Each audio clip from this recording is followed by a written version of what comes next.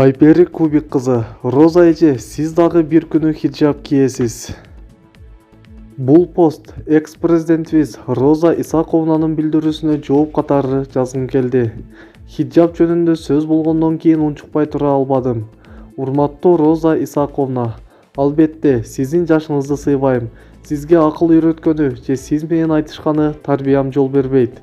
Бирок сіздің сөздөрүңүзгө өз оюмду кошо кетейин.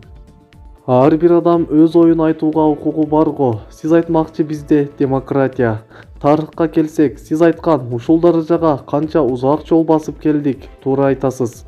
Курманжан Датка апабыз өз баласынын жанын кыйган кыргыз элинимди сактайм деп.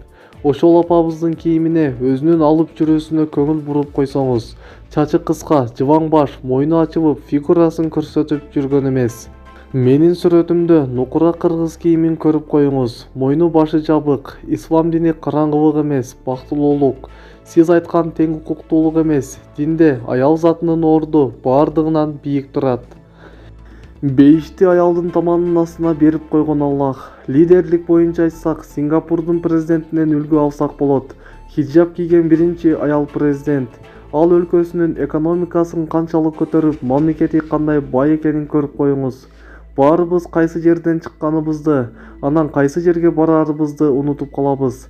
Аллахтын өкүмү болгон жолуга жолугу жоктор асылганды токтотуңуздар. Сизди эч ким кийдебейт. Аллах насип этсе киесиз, болбосо жок.